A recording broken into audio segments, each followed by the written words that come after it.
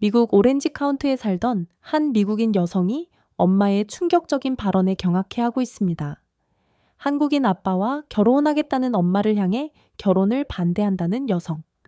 그런데 엎친 데 덮친 격으로 한국인 아빠는 수술로 병원에 입원까지 하게 되면서 한국에 있는 새 아빠의 할머니는 댁으로 가게 되었다고 하는데요.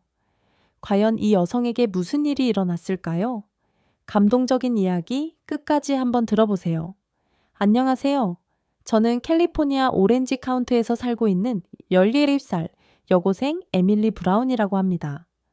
저는 1년 전까지만 해도 한국인들에 대해, 특히 한국 남자들에 대해 좋지 않은 편견을 가지고 있었어요. 정확히 표현하자면 아시아권의 남자들에 대한 편견이었죠.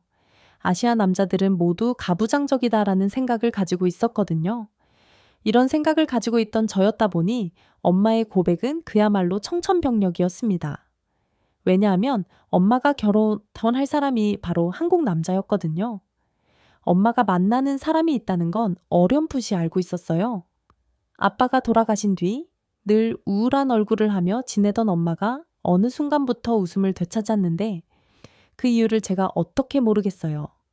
저는 엄마에게 웃음을 되찾아준 분에게 늘 고마운 마음을 가지고 있었는데 그 사람이 아시안일 줄은 상상도 못했습니다. 엄마는 제가 충격을 받은 걸 아시는지 모르시는지 설레서 어쩔 줄 모르는 소녀처럼 결혼하고자 하는 사람이 누구인지 거듭 설명하기 시작하셨어요. 나이는 42살의 정의 기술자더라고요. 그러면서 성실하고 책임감 있는 사람이며 어쩌고 저쩌고 엄청나게 많은 칭찬을 하셨는데 솔직히 무슨 얘기를 하시는지 제대로 들리지도 않았습니다. 42살이라는 나이도 마음에 안 들었고 직업도 탐탁지 않았거든요. 혼자서 저를 키우면서도 번듯한 사업체를 성장시킨 멋진 커리어 우먼인 엄마가 가부장적이고 여자를 존중하지 않는다는 엄격하고 무섭기만 한 아시안에게 시집을 간다는 게 말이죠. 저는 엄마가 완전히 사기당한 거라고 생각했어요. 하지만 그렇다고 해서 이 얘기를 할 수는 없었기에 최대한 좋은 말로 설득을 해보려고 했습니다. 엄마, 그 사람이랑 우리는 피부색도 다르고 살아온 문화도 다르잖아. 가족이 된다는 건 어렵지 않을까? 그리고 솔직히 나는 무서워. 심지어 나는 친담도 아니잖아. 문화도 다르고 피부색도 다르고 핏줄도 다른데 그 사람이 나를 친달처럼 여겨줄까? 응? 하지만 엄마는 이미 그 사람에게 푹 빠진 뒤였어요. 이미 제 얘기는 들리지도 않나 보더라고요. 에밀리, 걱정하지 마. 그이는 그럴 사람이 아니야. 엄마가 장담할게. 이미 너에 대한 이야기도 많이 나눴고 너를 만날 날도 손꼽아 기다리고 있어. 그러니까 걱정하지 마. 저는 방에 들어가서 한참을 울었어요. 아시아 남자들은 꽉 막혔다는데 여자를 집에만 있게 한다는데 우리 엄마 큰일 났어. 어떡해? 라고 생각하면서요. 이렇게 울다 보니 답답하더라고요. 그래서 친구에게 전화를 걸어 자초지정을 설명했습니다. 그런데 헐, 어떻게 너 진짜 큰일 났어? 라며 제 말에 공감해 줄 줄 알았던 친구의 반응이 제 생각과 전혀 달랐어요. 한국 남자 괜찮지 않나?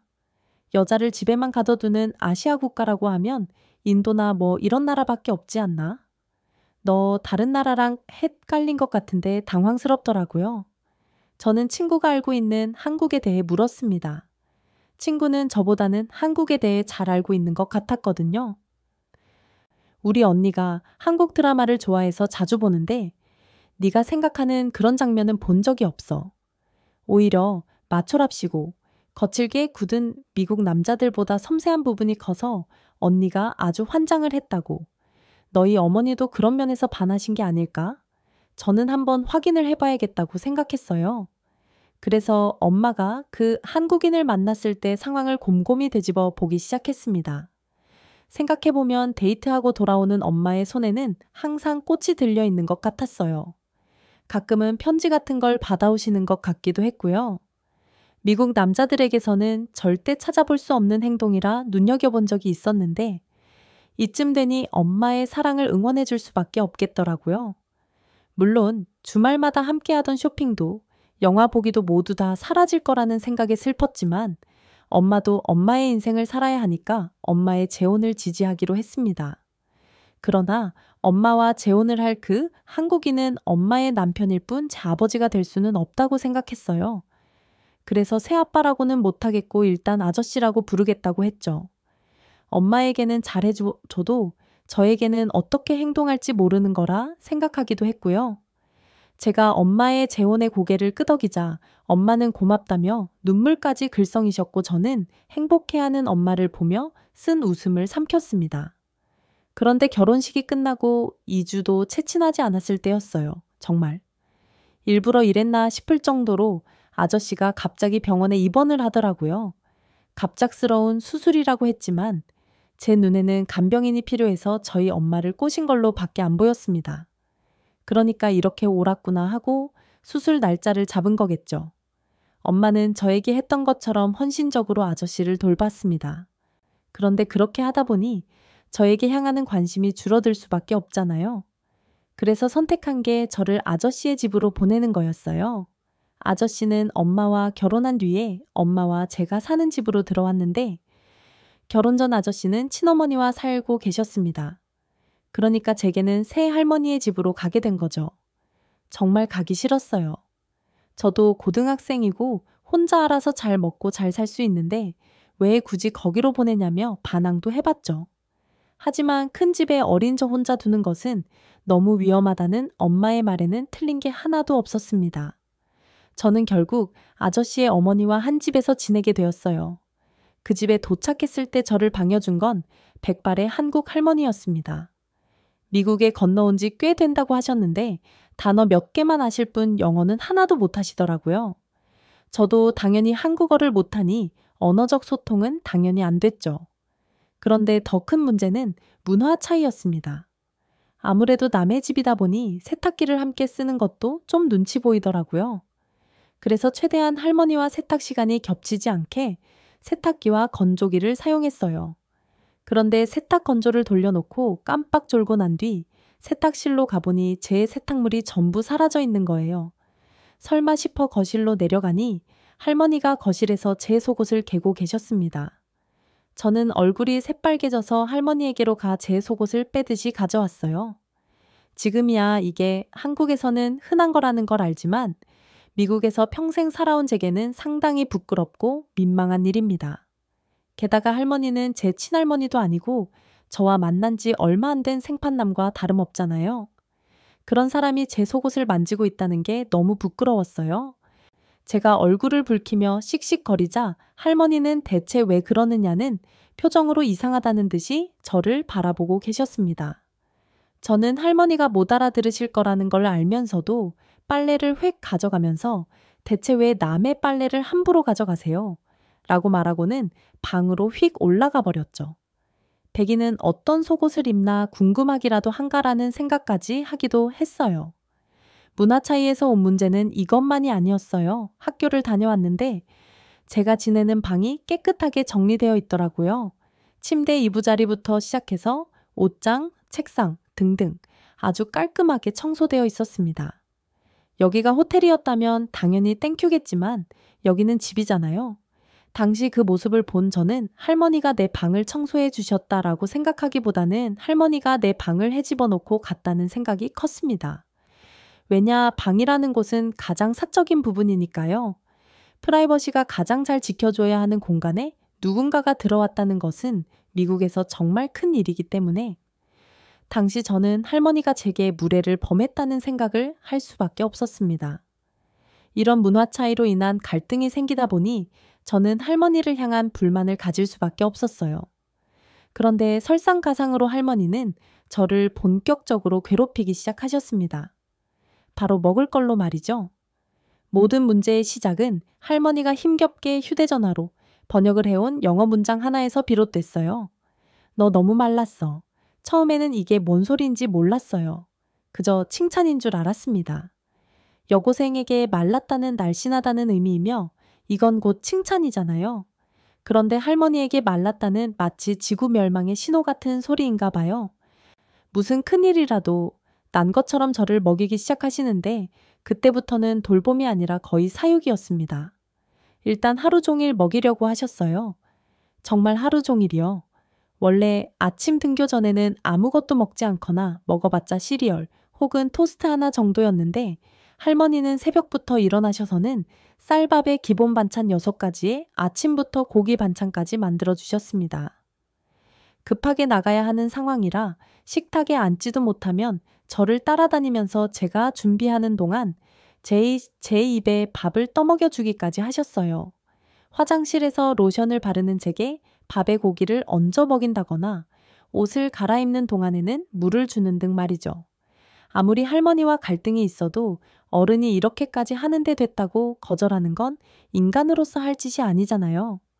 저는 결국 아침밥을 먹기 시작한 며칠간 속이 더부룩해서 점심을 먹지도 못했어요.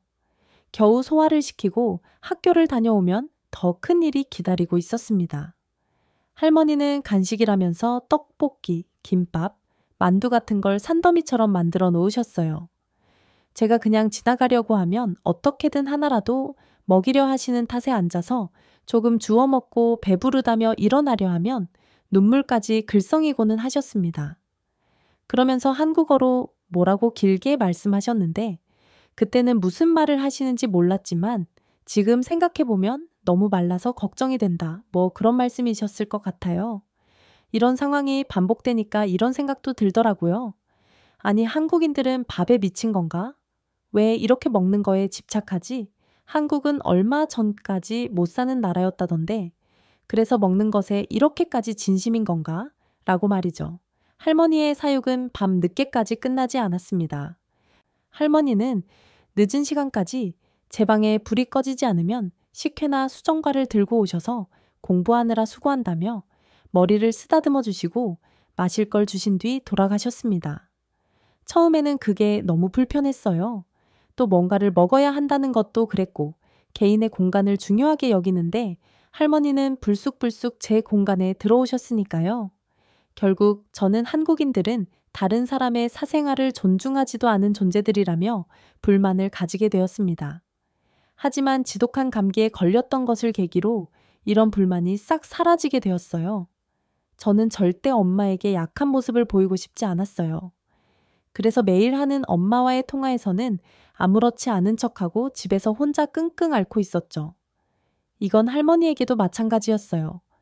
할머니에게 들키면 왜인지 엄마한테 얘기할 것 같았거든요. 저는 주말 내내 방 안에만 틀어박혀 있었습니다.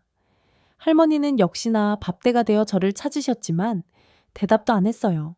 할머니는 저와 지낸 후 공부를 하시는지 짧은 단어로 저와 대화를 하려고 하셨는데 영어로 아파를 하시더라고요.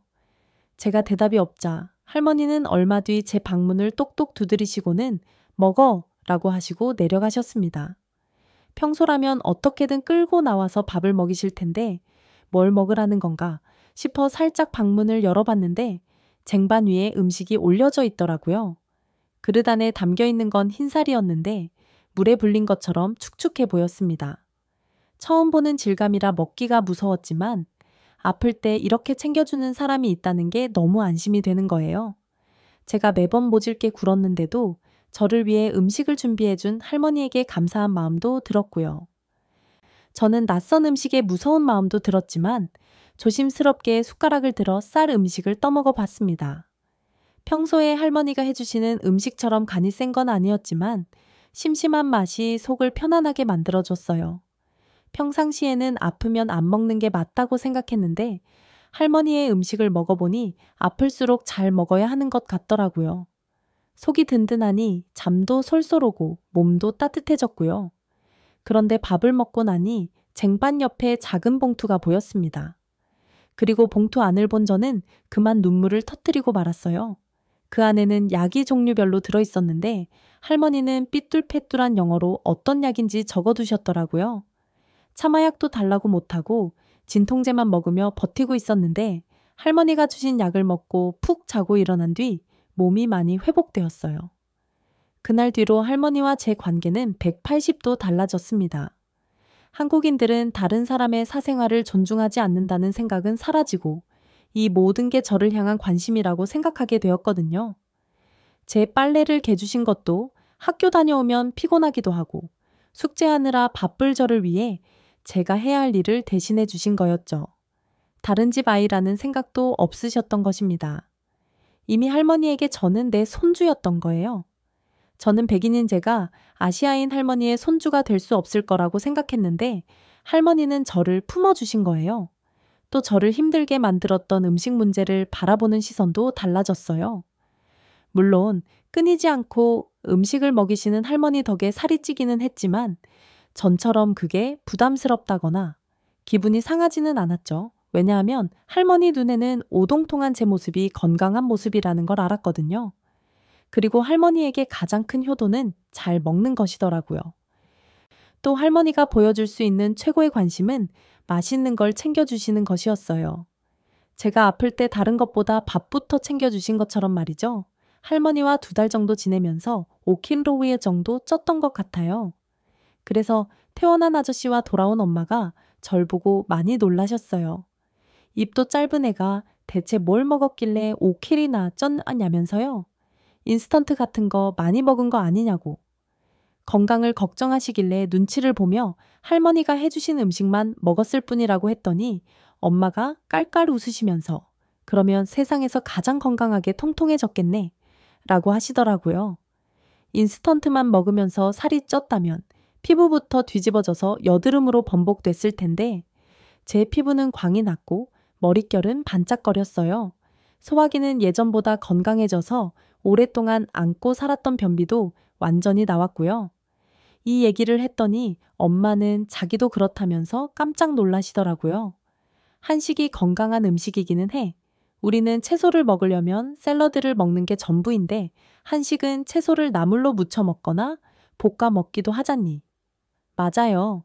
심지어 미국에서는 탄산음료 같은 정제 음료수만 먹는데 할머니는 볼이나 옥수수 같은 국물을 이용한 차를 끓여주기도 하셨고 그 중에서도 제가 제일 좋아하는 건 식혜예요. 인공적인 맛 없이도 건강한 음료를 만들 수 있다는 건 지혜 그 자체인 것 같아요. 그리고 햄버거나 프렌치 프라이처럼 기름에 튀기는 요리가 거의 없고 대부분 삶거나 구워서 만드는 점이 엄마와 저의 변비를 해결하는데 가장 큰 역할을 한 것 같더라고요. 아, 한 가지 더 놀라운 건 엄마의 체중 변화였어요. 그런데 에밀리, 엄마 살 좀 빠진 것 같지 않니? 처음엔 엄마가 아저씨 간호하느라 살이 빠진 줄 알았는데 아니었어요. 엄마는 삼시세끼 다 먹으면서도 살을 빼셨더라고요. 아저씨가 드시는 걸 같이 먹었을 뿐인데 다이어트가 된 거죠. 샐러드 한 번 안 먹고요. 인스턴트 없이 한식만 먹었을 뿐인데 살이 빠진 거야. 그런데 너도 알지? 한식이 얼마나 맛있는지 말이야. 맛있는 걸 먹으면서 살을 뺄 수 있다니 이게 얼마나 행복한 일이야. 정말 맞는 말이에요. 맛있는 음식은 몸에 나쁘다는 생각으로 살아왔는데 맛있는 음식도 건강할 수 있더라고요. 저는 이런 한식을 접하게 해준 할머니에게 진심으로 감사한 마음을 가지게 됐어요. 그리고 저를 진짜 손주처럼 대해준 할머니에게 애틋한 마음도 생겼고요. 그래서 엄마, 아저씨와 함께 살 집으로 돌아가고 싶지 않았어요.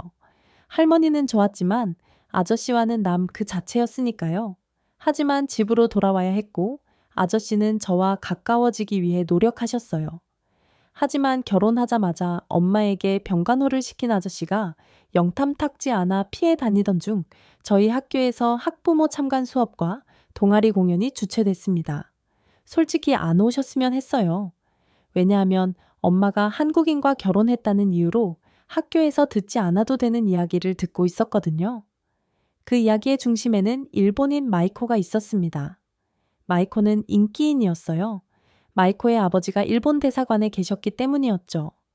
당시 저희 학교에서는 일본 붐이라 할 수 있을 정도로 일본과 관련된 모든 게 유행이었어요. 일본 애니메이션, 영화 등등. 그런데 문제는 이 모든 유행을 선도하는 마이코가 한국을 싫어하는 애였다는 것입니다. 마이코는 저희 엄마가 한국인과 결혼했다는 걸 알자마자 저를 괴롭히기 시작했어요. 너네 엄마가 한국인이랑 결혼했으면 너도 한국인인 거네? 얼른 가서 노란색 페인트라도 발라. 한국인이라기엔 피부가 너무 하얗잖아. 라든가. 한국은 일본의 보살핌이 필요한 나라인데 건방지게 아닌 척하고 있어.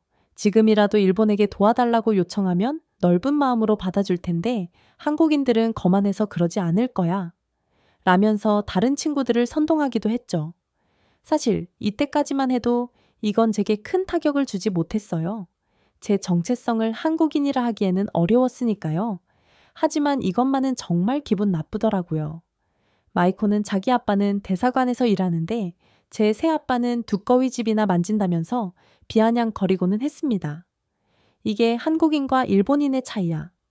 일본인은 큰 일을 하지만 한국인들이 할 수 있는 일은 하찮은 일밖에 없어. 에밀리.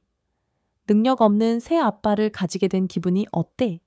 이렇게 말하니까 기분이 확 상한 거예요. 저는 제가 아저씨를 안 좋아한다고 생각했는데 욕을 해도 내가 욕한다라는 감정 때문이었는지 마이코에게 욱하고 말았습니다. 야, 이 사람이 무슨 일을 하는지가 뭐가 중요해? 어떻게 일을 하는지가 중요한 거야? 우리 새아빠는 누구나 인정하는 성실한 분이셔. 네가 그렇게 함부로 말할 사람이 아니라는 뜻이야. 이렇게 말했음에도 마이코는 특유의 얄미운 표정을 지으며 지나갔고 이후로도 저를 조롱하는 걸 멈추지 않았습니다. 물론 속상했지만 아저씨와 함께 있으며 행복해하는 엄마의 모습을 보면 티를 낼 수가 없었어요. 그래서 두 분이 학교에 오시지 않기를 바랬어요. 오시면 제가 괴롭힘 당하는 걸 볼 수도 있으니까요. 하지만 두 분은 학교에 오셨고 저는 제 발표 순서를 기다리고 있었습니다. 아니다 다를까 마이코는 계속 깐죽거리면서 야, 저 사람이 내 새 아빠야? 전기공사는 실내에서 하지 않아? 그런데 왜 피부가 까무창잡해? 밖에서 전기공사를 하나? 라며 킥킥거렸죠. 저는 무시하려고 노력했습니다. 그런데 잠깐의 쉬는 시간이 되자 저희가 있는 쪽으로 마이코의 아버지와 아저씨가 오더라고요. 아저씨는 마이코의 아버지에게 먼저 인사를 건네었는데 마이코가 자기 아버지에게 뭐라고 속달거리자 마이코의 아버지는 아저씨의 악수를 무시하고 이렇게 말했습니다. 한국인입니까? 아저씨는 자존심도 없는지 인사를 무시당했다는 건 생각도 못하고 그렇다고 대답하시더라고요. 그러자 마이코의 아버지는 한국인이 백인 딸을 갖다니 소원 이루셨겠습니다 라고 딱 봐도 비꼬는 듯한 말을 했습니다.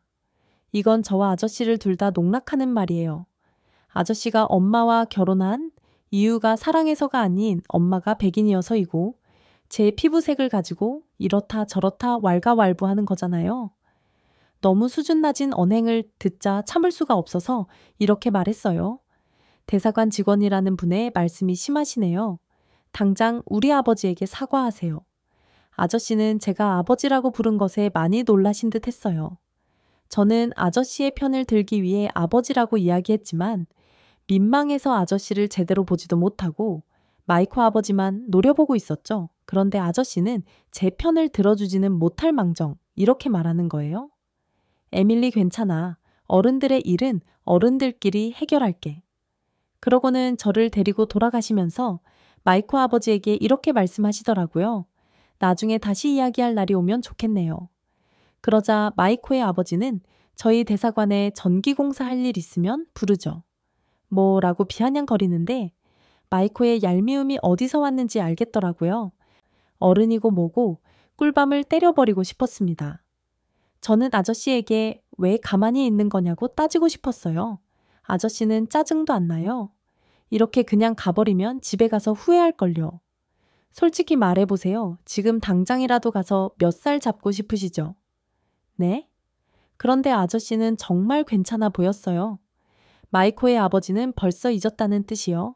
애써 괜찮은 척 하시는 건가 싶었는데 아저씨는 진짜 괜찮으신 거더라고요. 에밀리. 싸움은 비슷한 사람들끼리나 하는 거야. 이때는 아저씨의 말이 무슨 뜻인지 몰랐죠.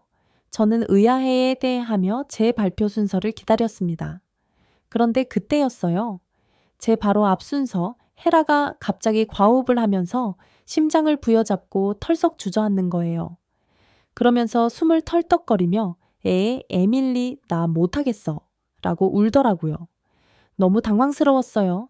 몸을 벌벌 떨면서 숨이 넘어갈 것 같은데 상황이 심상치 않자 주변 사람들이 하나둘 모이더라고요. 설상가상으로 담임 선생님은 초짜 선생님이라 저희보다 당황한 상태였어요. 이때 교감 선생님이 나서서 헤라를 붙잡으셨습니다. 헤라야, 왜 그러니 갑자기? 왜 그러는지 말 좀 해보렴. 그런데 이게 헤라를 더 놀라게 했나 봐요. 헤라는 더 놀랐는지 눈을 뒤집어 가면서 뒤로 넘어갔고 웅성거리는 소리는 더 커져갔어요. 누군가가 911에 신고를 한 것 같기는 한데 뭘 어찌해야 할지 모르겠더라고요. 그런데 그 상황에서 저를 깨우는 목소리가 들려왔습니다. 아주 익숙한 목소리로 저거 귀신 들린 거 아니야? 아니면 약이라도 했나? 경찰 불러야지? 라는 소리였죠. 아니나 다를까 마이코의 아버지였어요. 약이라는 말이 나오자 웅성거리는 더 커졌어요. 부끄럽지만 미국에서는 이 문제가 좀 심각하긴 하잖아요. 그때 누군가가 헤라에게 가까이 가니 마이코의 아버지는 가만히 있지는 못할 망정 앞으로 나서서는 이봐요. 괜히 덤덕이 쓸 수 있으니까 그냥 가만히 있어요. 경찰이 오든 구급대가 오든 그때까지 가만히 있으라고요. 정신병이라도 있는 애를 잘못 건드렸다가 큰일 납니다라고 사람들을 말렸죠. 점점 헤라의 상태는 심각해졌고 뭐라도 해야 할 것 같았던 찰나 아저씨가 나타났어요. 다들 뒤로 물러나 주세요. 공간이 필요합니다. 그리고는 순식간에 상황을 통제했죠. 마이코의 아버지는 코 웃음을 치면서 이렇게 말하더라고요. 나는 분명히 말했습니다. 괜히 건드렸다가 고소당하지 말라고 저도 좀 걱정이기는 했어요. 미국은 고소의 나라라고 할 정도로 별거 아닌 일을 가지고 고소를 하거든요. 괜히 잘 못되기라도 하면 아저씨만 큰일 나는 거예요. 그런데 아저씨는 눈 하나 깜짝 안 하고 헤라를 살피며 마이코의 아버지에게 말했어요. 당신 자식이리여도 이렇게 말할 겁니까? 순간 마이코 아버지의 입이 다물어지는 게 보였고 아저씨는 준비해둔 봉지를 헤라의 입에 가져다 대고는 심호흡을 시키기 시작했습니다. 천천히 숨 쉬어보자.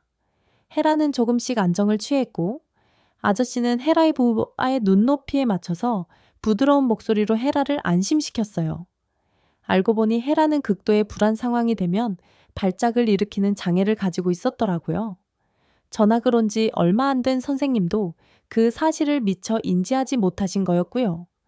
주변을 물러주고 호흡만 제대로 시켜주면 모든 상황이 정리되는데 그건 안 하고 정신병이라느니 귀신이 들렸다느니 약을 했다느니 경찰을 부르라는 말이나 하니까 더 심각해진 거고요.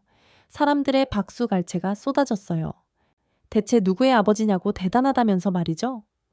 그러면서 아시아권 애들에게 시선이 집중됐는데 그중에는 마이코도 있었습니다.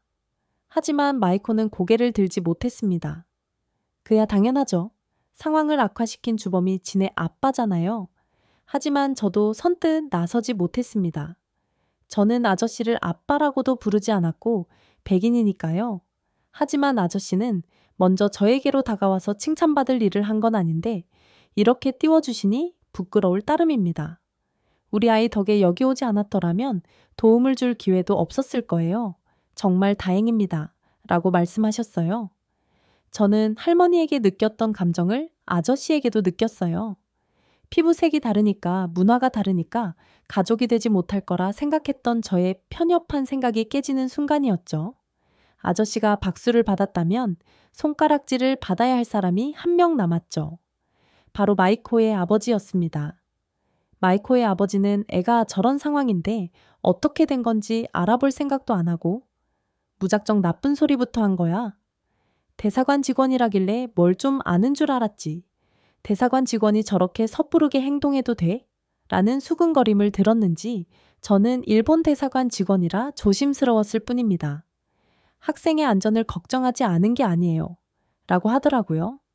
아저씨는 그런 마이코의 아버지에게 한 방을 날리셨어요.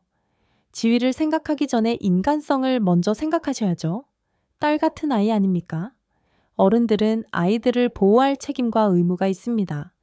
아까의 그 수모를 확실히 갚아주는 한 방이었습니다. 아저씨는 마이코 아버지의 도발에 꿈쩍도 안 했지만 마이코 아버지는 아니었어요. 그 말이 얼마나 자존심 상했는지 아주 부들부들 떨더라고요.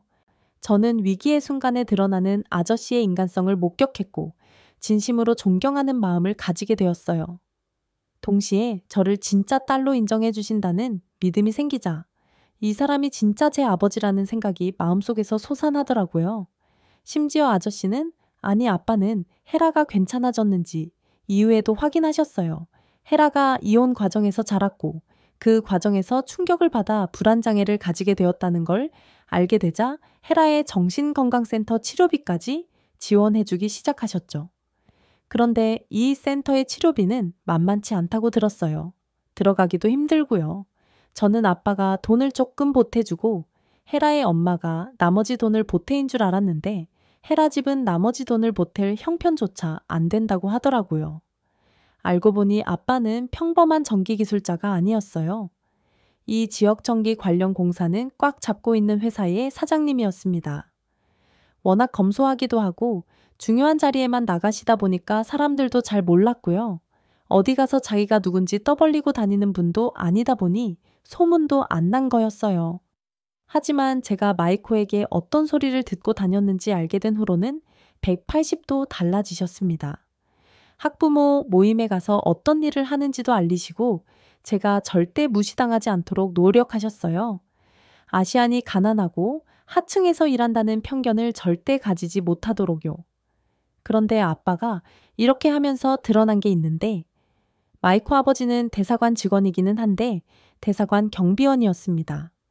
일본인 지구키가 좀 큰 편이기는 했는데 경비원을 비하하는 건 아니지만 하고 다니던 행동은 외교관이었으면서 알고 보니 경비원이었다는 게 어이가 없네요. 이 소식이 알려지자 저희 학교에서 있었던 일본 붐은 완전히 사라졌어요. 대신 한국으로 완전히 뒤덮여 펴버렸죠. 게다가 할머니가 싸주신 반찬으로 점심 도시락을 가져간 후로는 한식 붐이 일어서 한식데이라는 게 생기기까지 했답니다. 지금의 저는 너무 행복해요. 아빠와 할머니가 없었을 때는 어떻게 살았나 모를 정도로 말이죠. 이제 할머니를 모시고 함께 살려고 하는데 얼마나 기대가 되고 행복한지 몰라요. 아빠가 내년엔 꼭 한국에 데려가 준다고 하셨는데 얼른 그날이 오면 좋겠습니다. 안녕하세요. 여우튜브 송은지입니다. 여우튜브와 협업 중인 KS 오토플랜 소개를 잠시 하려고 해요. KS 오토플랜은 취약계층을 돕는 선한 기업입니다. 사회에 도움을 주는 기업과의 협업은 언제든 환영하죠. 구독자분들에게 저렴한 가격으로 차량을 렌트하실 수 있는 혜택을 드리기로 했답니다.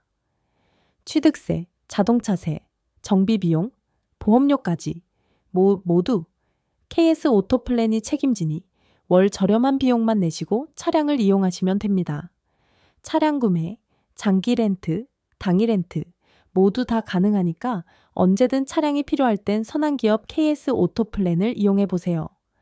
많은 분들이 이용해 주신다면 취약계층에 있는 어려운 분들에게도 좋고 이용하시는 분들도 좋고 모두가 다 같이 좋은 일이라고 생각된답니다. 고정 댓글에 이용 방법과 구독자분들의 다양한 혜택 확인하시도록 남겨두겠습니다. 감사합니다. 자국 경제 및 안보 보호로 인해 비자 발급이 까다로워서 회사에 초청장이 있어야 겨우 비자 발급이 가능한 사우디아라비아의 독촉에 독촉을 하고 사정사정에서 겨우 딱 한 명의 비자 승인을 받았던 유럽국 직원들. 그런데 대수롭지 않게 그 옆을 슥 지나가는 한국인이 보입니다. 과연 무슨 일이 있었던 걸까요? 안녕하세요. 저는 헝가리에 있는 무역회사에서 일하고 있는 엘리자베타 칼로라고 합니다. 무역회사에서 일을 하는 게 오랜 꿈이었기 때문에 대학에서도 무역학을 공부했어요. 그렇다 보니 다른 나라에서 온 유학생들도 많이 만나게 되었는데 저와 같은 과가 아닌 다른 유학생들은 헝가리가 어떤 나라인지를 잘 모르더라고요. 그래서 먼저 말씀드리자면 헝가리는 고소득 국가 중 하나입니다. 유럽 하면 프랑스, 독일, 영국이 가장 먼저 떠오르기 때문에 보통 이 나라들만 고소득이라 생각하는 경우가 많은데 헝가리는 경제복잡도 지수에 따르면 9번째로 복잡한 고소득 혼합경제국가예요. 최근 공개된 자료에 따르면 매우 높은 인간개발지수와 숙련된 노동력을 가진 국가로서 세계에서 13번째로 낮은 소득 불평등을 가지고 있죠. 요즘 세계 뉴스를 보면 빈부격차와 양극화가 아주 심하던데 헝가리에는 다른 나라에 비해 현저히 그런 현상이 적습니다. 또 헝가리는 수출 지향적인 시장 경제를 추구하고 있어서 대외 무역에 큰 비중을 두고 있는 국가 중 하나예요. 그래서 제가 무역회사에 비전을 둔 것이기도 하고 제가 일하고 있는 회사가 헝가리에 이름 있는 회사가 된 것이기도 합니다. 저는 중앙유럽과 동유럽에서 직접 투자를 유치하는 헝가리의 입지를 더욱 넓히겠다는 마음으로 무역회사에 입사를 했는데요. 입사 뒤에는 유럽 쪽보다는 아시아 쪽 무역을 더 많이 다루게 되었어요. 일을 하다 보니 아시아 관련 업무도 재미있더라고요. 무역을 하다 보면 영업을 할 수밖에 없는데 그러려면 당연히 사람을 많이 만나야 합니다. 저는 아시아 사람들과의 만남이 유쾌하고 즐거웠기 때문에 그냥 이대로 쭉 아시아만 전담해도 되겠다라고 생각할 정도였어요. 그런데 아시아라고 표현하긴 했지만 사실 중국 쪽과 일을 한 거였어요. 그렇다면 왜 중국을 아시아라고 표현했느냐 하면 저는 중국이 아시아의 전부인 줄 알고 있었습니다. 네, 저도 알아요. 무역업에 종사한다는 사람이 아시아를 들었을 때 중국밖에 떠올리지 못한다니 부끄러운 일이죠. 하지만 회사에 들어간 지 얼마 안 되었을 때 저는 그랬습니다. 당시는 중국의 경제가 가파르게 성장하고 있었던 때라 입사하자마자 저는 중국과의 거래에 온전히 투입되었거든요. 다른 나라를 접해볼 경험이 없었죠. 회사에서는 중국의 경제 성장 속도가 계속 이루어지는 않을 거라고 생각했지만 모든 이들의 예상을 뒤엎고 중국의 경제는 지속적으로 성장해 왔습니다. 그러면 그럴수록 저는 중국에게 호감을 가지게 되었어요. 이렇게 빠르게 그것도 오랫동안 경제를 성장시킨다는 건 그만큼의 능력이 있다는 의미이고 이는 곧 국가가 제대로 굴러가고 있다는 걸 의미하니까요. 또 일을 하면서 만나는 중국인들은 전부 화통한 성격에 시원시원했습니다. 말을 돌려서 하지 않고 직설적으로 하는 게 특히 마음에 들었죠. 저는 여자이기는 하지만 워낙 성격이 거칠어서 애매하게 말하는 거, 예쁘게 말하는 걸 딱 질색합니다. 이런 성격 때문에 중국 업체를 맡겼을지도 모르겠네요. 여하튼 이런 저는 중국인들과 꽤 잘 맞았어요. 다른 직원들은 별의별 이유를 대며 중국 업체와의 협업을 피했지만 제게는 그 이유가 전부 변명처럼 느껴졌습니다. 그리고 직원들은 남들이 전부 꺼려하는 중국인을 맡아주는 제게 고마워했고요. 하지만 저는 제가 좋아하는 중국과의 일을 계속해서 할 수 없었습니다. 중국 내의 경제 흐름과 무역 상황이 변하면서 중국 무역의 뼈가 굵은 분이 책임으로 오게 되었는데 그분이 자신과 가까운 사람들로 인사를 갈아엎었거든요. 저는 제가 얼마나 적합한 인재인지를 어필했지만 받아들여지지 않았고 저는 중국 옆에 있는 한국으로 배치됐습니다. 솔직히 진짜 마음에 안 들었어요. 처음엔 한국이 마음에 안 든 건 아니었습니다. 갑작스러운 인사 이동에 화가 났고 지금까지 해낸 실적은 생각하지도 않고 좌천 보내듯이 저를 보내버린 대우에 분노했습니다. 하지만 이걸 화가 풀릴 때까지 회사에 항의할 수는 없잖아요. 그랬다가 잘리면 큰일이니까요. 그래서 제 분노는 고스란히 한국에게로 향했습니다. 제가 한국으로 배정된 건 한국 탓이 아닌데 한국만 아니었으면 이라는 생각을 계속하면서 자꾸 꼬투리만 잡게 되더라고요. 한국과의 거래 규모가 작으면 역시 이 작은 나라랑 해봤자 뭘 할 수 있겠어 라고 생각하게 되고 커뮤니케이션에서 아주 작은 문제라도 생기면 이거 봐, 이거 봐, 저런 애들이 무슨 무역을 해봤겠어? 이런 큰 사이즈의 거래를 해본 적이 없으니까 이런 실수가 생기는 거 아냐? 라는 식으로 비난하기도 했습니다. 제가 한국 담당으로 일하는 것에 엄청난 불만을 가지고 있다는 걸 알고 있는 한 선배는 제가 이런 생각을 하는 것 같을 때마다 와서는 제 생각이 오해라고 말하며 저를 달래기도 하고 혼을 내기도 했습니다. 야, 한국이 나라의 크기는 작아도 거래 규모까지 작은 게 아니야. 한국이 전 세계에 소유하고 있는 공장들만 뚫어도 그 이익이 어마어마하다고 알아? 아니 선배 아무리 그래봤자 동양의 작은 나라일 뿐이잖아요. 아무리 공장이 많아봤자 중국만 하겠어요? 제 이야기를 들은 선배는 한숨을 푹 쉬며 답답하다는 듯 말씀하셨습니다. 아, 너 이렇게 단순하게 생각할래? 요즘 같은 세상의 땅 크기로 경제 규모를 판단한다는 게 말이나 된다고 생각하니? 옥수수, 커피, 홍차, 후추 같은 것만 갖다 나를 거면 뭐하러 이런 회사에서 무역 일을 해? 잘 들어. 우리는 이런 일차원적인 걸 사고 파는 게 아니야. 그보다 더한 가치를 사고 파는 거지. 알아들어? 당시엔 이 말을 곧바로 이해하지 못했지만 일을 하면 할수록 선배가 하는 말의 의미가 이해되기 시작하더라고요. 한국은 자원이 풍부한 나라는 아니었습니다. 그건 확실해요. 하지만 부족한 자원을 극복할 만한 기술력이 존재했습니다. 가장 대표적인 예시로 가전제품이 있죠. 한국 가전제품이 전 세계에서 얼마나 큰 영향력을 가지고 있는지는 한국 분들이 더욱 잘 알고 계실 거라고 생각합니다. 저는 한국 가전제품, 특히 TV와 냉장고가 전 세계 시장 점유율 1위를 차지하고 있다는 걸 보고 깜짝 놀랐어요. 지금까지는 아시아의 가전제품이라 하면 일본밖에 생각이 안 났거든요. 중국과 무역을 했다 보니 중국은 당연히 아니라는 걸 알고 있었고요. 그런데 일본이 가전제품 넘버 1이 된 것도 옛날 일이더라고요. 특히 저희 집에서 쓰던 TV가 한국 거라는 것도 처음 알았습니다.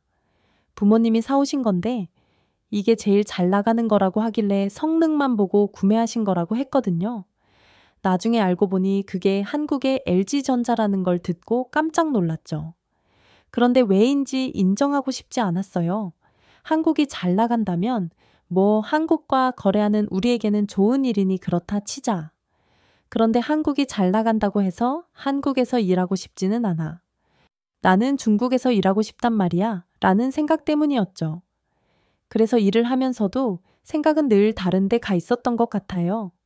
특히 저는 중국인을 좋아했기 때문에 중국인과 일하고 싶은 마음은 더욱 커져갔습니다. 제가 딱 그런 사람이거든요. 일보다 사람이 좋아야 하는 사람, 사람이 좋아야 일을 하고 싶어지는 사람. 그러던 중 한국인 직원 상준이가 저희 부서로 들어오게 되었습니다. 모두가 그 직원을 환영했지만 저는 아니었어요. 괜히 뚱한 거였죠. 부끄럽지만 당시에 저는 원하지 않던 한국 부서로 저를 보낸 회사에게 삐져 있었거든요. 그래서 한국과 관련된 모든 게 다 짜증난 상황이었습니다. 당연히 한국인 직원 상준 씨도 마음에 안 들었죠. 그런데 제 마음을 아는지 모르는지 상준 씨는 회사에 들어오자마자 두각을 드러내기 시작했습니다. 여기에 오기 전에는 한국에 있는 회사에서 일을 했었다고 들었는데 그렇다고 해서 경력이 아주 오래된 건 아니었어요. 그런데 그럼에도 불구하고 몇 년 동안 일했던 저보다 100번 낫더라고요. 저는 제가 그렇게 질투가 많은 사람이라는 걸 상준 씨를 보고 처음 알았습니다. 상준 씨는 여자이면서 말가닥한 성격에 저와는 정반대로 남자이지만 섬세한 성격이었어요. 다른 나라도 그런지는 모르겠지만 헝가리에서는 섬세하게 굳은 남자를 굉장히 무시하는 경향이 있습니다. 계집애처럼 행동한다라면서 상처 주는 말을 하기도 하죠. 사과를 깎아왔는데 토끼 모양으로 깎는 걸 보고 다른 사람들도 저처럼 상준 씨를 무시할 거라고 생각했습니다. 자고로 남자라면 사과 깎을 때 모양 같은 건 생각 안 하고 송덩송덩 깎는다는 게 제 생각이었거든요. 그런데 전혀 아니었습니다. 회사에서 가장 남자답다는 얘기를 많이 듣고 본인도 그런 자신의 남성성을 자랑스럽게 여기는 사람도 상준 씨의 섬세한 태도를 칭찬하더라고요. 저한테는 엘리자베타 씨는 뭐만 하면 깨끼거리는 여자들이랑은 달라서 좋아요. 털털한 여자는 매력적이죠. 라고 말한 사람이기도 했습니다. 저한테 이런 말을 한 사람이 여자도 아닌 남자가 여자처럼 행동하는 걸 칭찬한다? 저는 제 앞에서 벌어지는 상황을 보고 얼떨떨함을 감추지 못했습니다. 그래서 저도 모르게 이렇게 말했어요. 그런데 남자가 이런 사과 깎는 건 처음 봤네요. 상준 씨는 어렸을 때 농구나 축구보다는 바느질을 좋아했을 것 같아요. 그렇죠? 제 말의 속뜻은 너는 남자답지도 못하고 여자애 같이 자랐을 거야? 라는 의미였습니다. 저는 한 성깔하는 남자라면 이 말에 발끈할 거라 생각했어요. 그런데 겨우 이런 말로는 상준 씨를 자극할 수 없었습니다. 농구랑 축구보다는 야구를 더 좋아하기는 했어요. 바느질은 학교에서 배우기는 했지만 영소질이 없었네요. 과일을 잘 깎게 된 건 어머니가 과일을 좋아하셔서 아버지가 평생 과일을 깎아주셨어요. 이왕 먹는 거 예쁘게 먹었으면 해서 예쁘게 깎기 시작하셨다는데 나중에 여자친구 생기면 깎아주라고 저한테도 알려주셨어요. 제 말에 전혀 타격을 받지 않고 마지막에는 저 이렇게 과일 잘 깎으니까 여자친구 생기게 주변에 소문 좀 많이 내주세요. 라는 말로 분위기를 전환시키기까지 하더라고요. 제가 상준 씨를 탐탁지 않아 한다는 걸 알고 있는 사람들은 상준 씨를 건들려는 제 말을 듣고 움찔했었는데 상준 씨 덕에 이 사람들도 마음을 한시름 놓은 것 같았죠. 이 다음 날부터 상준 씨의 이미지는 더욱 좋아졌습니다. 다정다감한 한국 남자라는 별명을 얻으면서 모든 여직원들의 선망의 대상이 되었죠. 상준 씨와 같은 남자라면 지금 당장이라도 결혼해 할 거라는 말이 나오기도 하고 한국에는 상준 씨 같은 남자가 많다는데 헝가리 남자와 한국 남자들을 바꿔서 데려오자 라는 말들도 심심치 않게 들려왔어요. 그런데 남자들도 상준 씨를 좋아하더라고요. 알고 보니 술을 엄청 잘 마시고 남자들 무리해서 분위기도 잘 타고 분위기를 리드하는 방법도 잘 알아서 회사에 온 지 얼마 되지도 않아 리더의 역할을 하고 있었습니다. 즉 모두의 호감을 사는 사람이었다는 거죠. 하지만 아무리 그래도 회사잖아요. 일을 못하면 꽝이죠. 하지만 뭐 일은 말할 것도 없었습니다. 똑같은 시간 동안 일을 하는데 상준 씨가 10개의 일을 처리하는 동안 다른 직원들의 모든 업무량을 다 합쳐도 상준 씨를 따라가는 게 버거웠어요. 일도 빨리 할 뿐만 아니라 효율적으로 일하는 방법을 알더라고요. 저는 이런 상준 씨를 보면서 배워야 할 점이 많다는 걸 알고 있었지만 인정하고 쉽지 않았습니다. 지금 와서 생각해보면 모든 게 질투였던 것 같아요. 모두의 인정을 받으며 승승장구하는 상준 씨와 상준 씨보다 선배임에도 불구하고 부서를 이동한 후에는 실적을 내지 못하는 제가 비교됐으니까요. 상준 씨에 대한 질투심이 깊어지면 깊어질수록 저는 어떻게든 흠을 잡으려고 했어요. 그중 하나가 상준 씨의 국가가 한국이라는 점이었습니다. 한국은 무역을 함에 있어서 매우 매력적인 국가이기는 하지만 한 번씩 긴장 상태가 될 때가 있기는 했어요. 바로 북한과의 관계가 냉랭해질 때였죠. 어쨌든 전쟁 중이고 지속적으로 미사일이 날아가는 국가들이잖아요. 그래서 저는 이런 위험한 나라에서 온 상준 씨를 불쌍하다고 생각했습니다. 위험한 나라에서 헝가리로 도망을 친 난민 정도로 생각하기로 했죠. 헝가리에서 쫓겨나지 않으려고 아등바등 일하는 모습이 안쓰럽다는 식으로 생각하기도 했습니다. 이렇게 생각하면 상준 씨를 향한 질투심이 좀 사그라들었거든요. 그러던 어느 날 사우디아라비아로 출장을 가게 되었습니다. 한국 담당이라고 해서 꼭 한국으로만 출장을 가는 건 아니에요. 기업 간의 이해관계에 따라 다른 나라로 출장을 가기도 합니다. 사우디아라비아는 자국 경제 및 안보 보호로 인해 비자 발급이 까다롭습니다. 그것도 비즈니스를 하는 회사에 초청장이 있어야 발급이 가능한 정도죠. 그래서 출장이 한 번 잡혔다고 하면 비자 발급부터 받아야 합니다. 그런데 그 즈음에 유달리 비자 발급이 더셨어요. 비즈니스 목적으로 간다고 얘기했고 초청장까지 보냈는데도 안 되더라고요. 독촉에 독촉을 더하고 사정사정에서 한 명의 비자 승인이 되었지만 다른 직원의 비자 승인은 될 기미가 안 보였습니다. 그래서 출장 인원에 없었던 직원들도 비자 승인을 받게 지시했어요. 그리고 그 중에는 상준 씨도 있었죠. 근데 한 2주 지났나요? 상준 씨가 비자 승인이 되었다며 찾아왔습니다. 저희는 상준 씨가 뭘 잘못 봤을 거라고 말했어요. 비자 승인은 적어도 4, 6주, 심하면 2달이 넘어가기도 합니다. 그런데 2주도 안 되어서 통과가 됐다니? 말도 안 됐어요. 상준 씨는 놀라워하는 저희를 이해하지 못했어요. 솔직히 일주일이면 될 줄 알았는데 거의 2주나 걸려서 좀 당황했다라는 말까지 하기도 했죠. 이렇게 빨리 승인이 된 건 역대급이라고 이야기하자. 상준 씨는 전혀 몰랐다며 자기는 지금까지 한 번도 비자 문제로 골치를 썩은 적이 없다고 하더라고요. 저는 상준 씨의 비자가 저보다 빨리 나온 것도 충격이지만 비자 문제로 골치를 썩은 적이 없다는 게 더 놀라웠습니다. 한국은 위험한 나라잖아요. 위험한 나라의 사람이 해외를 나가는데 편하게 나간다니? 전쟁 중인 국가의 사람들은 불법 체류 등의 이유로 해외 이동이 매우 제한됩니다. 저는 상준 씨가 취업을 했으니 헝가리에 올 수 있을 거라고 생각했지. 해외여행마저 자유로울 거라고 생각하지 않았어요. 그런데 실제로 들어보니 전혀 아니었더라고요. 상준 씨는 비자가 일찍 나온 덕에 함께 사우디아라비아로 출장을 갈 수 있게 되었고, 저도 간신히 비자가 나와 동행했습니다. 그런데 한국에 대해 새로운 시각을 갖게 되었던 것도 잠시 상준 씨가 입국 심사를 하는 걸 지켜보던 저는 그러면 그렇지라는 생각을 하게 되었어요. 상준 씨가 여권을 가지고 입국 심사대로 갔는데 한참을 지나도 심사가 끝나지를 않더라고요. 역시 비자가 빨리 나온 건 뭔가 착오가 있었기 때문이었구나.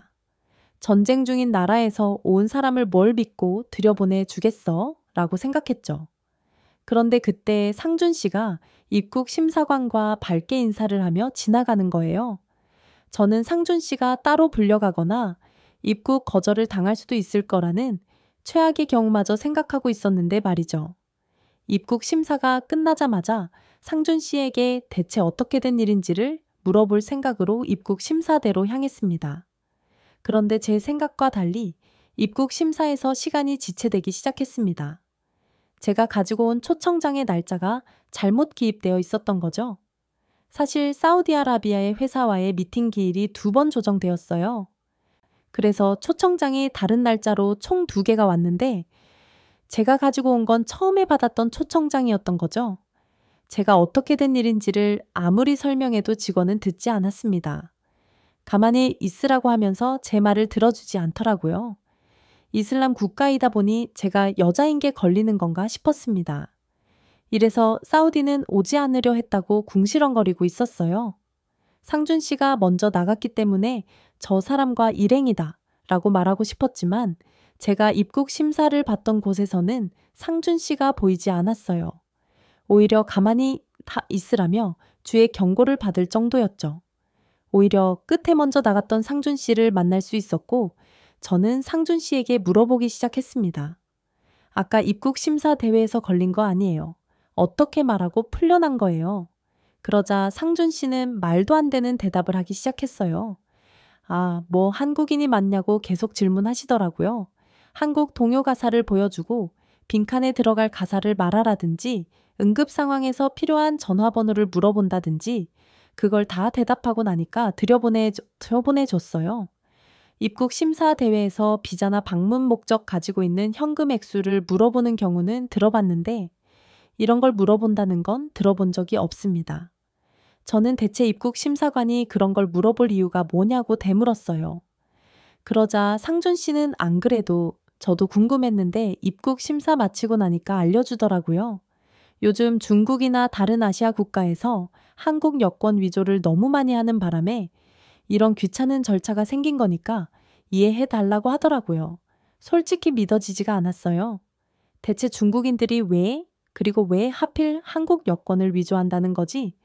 제가 혼란스러워하자 한국과 오랫동안 거래했던 선배 한 명이 이 상황을 설명해 주기 시작했어요. 한국 여권 파워는 세계 3등이야. 사실 1, 2등이랑 국가 하나 차이니까 3등이라는 숫자는 의미가 없지. 국제적으로 신용도도 높고 한국과는 외교 갈등 가능성도 적어서 한국에서 온 사람들은 굳이 까다롭게 굴지 않아도 된다고 생각해. 여행 오는 사람들의 시민의식이나 경제력도 걱정할 수준이 아니니까 불법 체류 가능성도 낮고 해외여행이 활발한 나라니까 관광산업에 도움도 되고 여행객들을 받는 나라에서는 한국 여권을 거부하는 게 손해라서 이런 절차가 생긴 거지. 그런데도 이해가 안 됐습니다. 한국 여권이 생각보다 힘이 세다는 건 그렇다 치고 중국인들이 굳이 여권을 위조하는 게 이해가 안 됐어요. 그러자 선배는 설명을 시작했습니다. 네가 중국에 대한 호감이 워낙 크니까 굳이 말 안 했는데 중국인들이 해외에서 사고 치고 다니는 거 보면 이런 말 못할 거야. 불법 약 유통하다가 걸리기도 하고 최근에 이탈리아에서는 위조화폐 들고 들어오다가 걸렸어. 중국이 위조화폐 만드는 기술이 얼마나 어마어마한지 모르지? 그리고 사우디에서 하는 저런 검사는 핀란드에서부터 시작됐을걸? 유럽에서도 우중대 중국인들의 악명은 어마어마해. 저는 전혀 모르는 상황이었습니다. 알고 보니 제가 만나는 중국인들은 중국에서 위치도 있는 사람들이었고 해외에서 대외적인 활동을 하는 사람들이다 보니 겉으로는 교양 있는 모습을 띈 거였어요. 그런데 중국 관계자가 회사에서 잡아준 호텔에서 나가고 나면 백이 면백 회사로 다시 연락이 온다고 합니다. 기물이 파손됐거나 물건이 사라졌다고요. 그걸로 물어준 돈도 꽤 된다고 하더라고요. 저는 이제야 왜 사람들이 중국과 일하는 걸 싫어했는지를 알게 되었습니다. 거래 규모가 꽤 크다 보니 거래를 하기는 해야 하는데 사람을 대하는 건 싫었던 거죠. 저는 이 모든 현실을 눈으로 직접 본 후에야 제가 얼마나 좋은 기회를 가지게 된 건지 알게 되었습니다. 처음으로 한국 담당이 된 것에 감사한 시간이었어요. 그리고 사우디에서 상준 씨의 비자를 일찍 승인해 준 것도 최근 사우디와 한국의 사이가 굉장히 좋기 때문이었습니다. 경제적으로 매우 긴밀히 협업하는 사이더라고요. 반면에 헝가리는 그렇지 못하다 보니 비자 승인이 오래 걸린 거였고요. 상준 씨가 저희 회사 직원이 아니었다면 아마 비자 발급을 받지 못했을 거라는 우스가의 소리도 나올 정도였으니 사우디에서 출장을 무사히 마치고 돌아온 저희 팀은 상준 씨에게 덕분에 출장을 다녀올 수 있었다 라고 농담을 건네기도 했습니다. 출장 이후 저는 상준 씨와 가까워지게 되었고 저는 열정을 다해 한국과의 거래에 전념하기 시작했어요. 그리고 그리 오랜 시간이 걸리지 않아 한국으로 첫 출장을 가게 되었습니다. 당연히 상준 씨와 함께였죠. 비행기에서 내린 뒤 입국 심사를 받으러 가는 길, 입국 심사는 내국인과 외국인이 다르게 받잖아요. 그래서 상준 씨와 다른 곳으로 가는 게 이상하지는 않았습니다. 그런데 잠깐 고개를 돌린 사이에 상준 씨가 사라져 있더라고요. 깜짝 놀랐습니다. 잠깐 고개를 돌렸을 뿐인데 그 복잡한 장소에서 상준 씨가 감쪽같이 사라진 거니까요. 주변에 엘리베이터나 다른 길이 있는가 봤는데 그런 것도 아니었습니다. 그리고 분명히 비행기에서 한국인들이 많이 내렸기에 아까까지만 해도 한국인들이 북적북적거렸어요. 그런데 상준 씨가 사라진 그 시점에 보니 상준 씨뿐만 아니라 그 많던 한국인들도 몇 명을 제외하고는 싹 사라졌습니다. 이상한 걸 느낀 건 저뿐만이 아니었어요.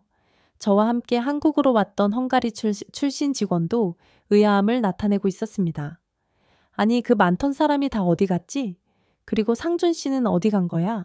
라고 말하며 주변을 두리번거리던 중 저와 다른 직원은 어떤 광경을 목격하고는 입을 떡 벌리며 충격을 받고 말았습니다.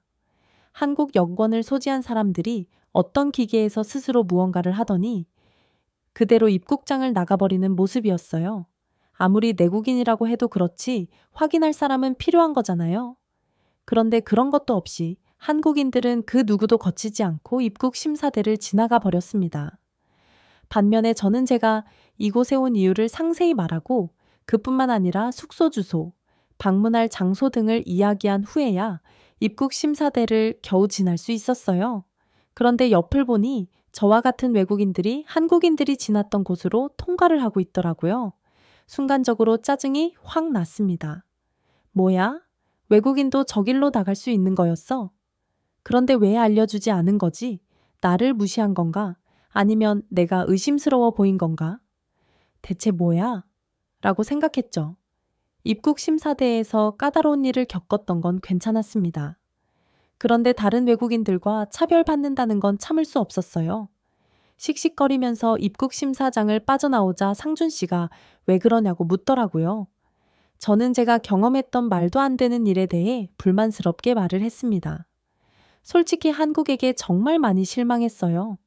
상준 씨만 보고 좋은 나라라고 생각했는데 대체 이게 뭔가요? 사람을 무시해도 유분수지. 어떻게 다른 외국인들은 쉽게 들여보내주면서 우리한테만 다르게 행동할 수가 있어요. 이건 명백한 차별이에요. 제가 이렇게 말하자 상준 씨는 진정하라고 뭔가 오해가 있는 것 같다고 하더라고요. 저는 상준 씨에게도 상준 씨 나라니까 그렇게 말하겠죠? 라고 통명스럽게 말을 했죠. 그런데 상준 씨의 이야기를 듣자마자 저는 화끈거리는 얼굴을 겨우 진정시켜야 했습니다. 저건 자동 입국 심사대라는 건데 여권 정보와 지문, 얼굴 인식을 마치면 자동으로 입국할 수 있게 하는 거예요. 그래서 한국 정부의 얼굴, 지문 정보가 등록된 사람들은 다 이용할 수 있죠. 저걸로 통과한 외국인들은 한국에 외국인 등록을 해둔 외국인들일 거예요. 외국인 등록증이 나온 사람들은 이용 가능해요. 너무너무 부끄럽더라고요. 동시에 놀라웠습니다. 한국에 살고 있는 사람들이 수만 명도 아니고 수천만 명이나 될 텐데 그 모든 사람들의 얼굴과 지문에 대한 정보를 가지고 있는 거잖아요. 게다가 그 정보를 정확하게 식별할 만한 기수도 가지고 있는 거고요. 또 공항에서 순식간에 그 정보의 진위 여부를 확인할 수 있는 기술 또한 놀라웠습니다. 헝가리였다면 정부가 가지고 있는 사진 중에 입국 심사장에 온 사람의 얼굴이 있는지 하나하나 찾는데 며칠이 꼬박 걸릴 거예요. 지문인 시카는 기계가 먹통이 되어서 기다리는 시간도 필요할 거고 말이죠. 또 어찌어찌 한국에서 쓰는 기계랑 같은 걸 도입한다 하더라도 이렇게 빨리는 불가능할 게 뻔했습니다. 이걸 알고 나니 순식간에 한국인들이 사라진 상황이 이해가 되더라고요. 한국인들과 한국에 사는 외국인들이 정말 많이 부러워지는 순간이었습니다. 믿으실지 모르겠지만 이 일을 계기로 한국에서 살고 싶어질 정도였으니까요. 저는 놀라운 마음을 숨기지 못하고 미팅 장소로 갔고 그곳에서 훌륭하게 미팅을 마쳤습니다. 처음 만난 한국 무역회사 직원들은 굉장히 친절했어요. 상준 씨의 친절함이 어디에서 온 건지 알겠더라고요. 헝가리에 돌아가면 여자 직원들에게 한국에 가니 상준 씨 같은 사람들이 진짜 많더라 라고 이야기해줘야겠다고 굳게 다짐하게 될 정도였죠. 이걸 얘기하면 여 직원들이 전부 한국에 가고 싶어 하는 거 아니야? 라고 걱정할 정도로 헝가리. 여 직원들이 가지고 있는 한국에 대한 환상은 엄청났어요. 한국 남성분들 헝가리에 가면 무조건 먹힐 거예요. 앞서 말씀드렸듯 저는 사람이 좋아야 일을 하는 사람입니다. 한국에 오니까 중국인들보다 한국인들이 훨씬 더 성숙하고 좋은 매너를 가졌더라고요. 아시아를 중국이라는 나라 하나로 생각했다니 중국이 최고라고 생각하면서 살았던 제 과거가 부끄러워질 지경이었죠. 이후로 지금까지 저는 한국 담당으로 일을 하고 있습니다. 중국을 담당했던 직원들이 너무 힘들어한다고 부서를 다시 중국으로 옮길 생각 없냐는 제안을 받았는데 제가 미쳤나요?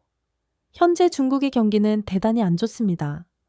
부동산은 거의 반 정도 매출이 줄었고 실업률도 높아 중국 내에서 돈이 돌지를 않으니 경기가 회복되지 않는 거죠. 이런 상황인데 무역은 어떻겠어요? 가봤자 실적이 나지도 않을 것 같고 한국인들과 일을 하는 게 너무 행복했기 때문에 굳이 중국과 일하는 선택을 하고 싶지 않았습니다. 그래서 한국 부서에 뼈를 묻을 생각이에요. 제가 언젠간 성장해서 한국과 헝가리의 활발한 경제적 교류에 가교 역할을 하길 바라며 제 사연을 마무리하려고 합니다. 들어주셔서 감사합니다. 안녕히 계세요. 자, 오늘 사연은 여기까지입니다. 헝가리가 생각보다 경제적으로 성장한 나라였군요. 사실 전 오늘 처음 알았네요. 흥미로웠습니다. 그리고 한국의 여권이야 사실 전 세계가 알죠? 얼마나 그 위상이 높은지 말이죠. 자, 네, 그럼 오늘 사연 어떻게 들으셨나요? 재밌게 들으셨다면 구독, 좋아요 부탁드리고요. 그럼 지금까지 사연을 읽어드렸던 여우튜브 송은지였습니다. 더 좋은 영상으로 찾아뵐게요. 영상 끝까지 시청해주셔서 고맙습니다.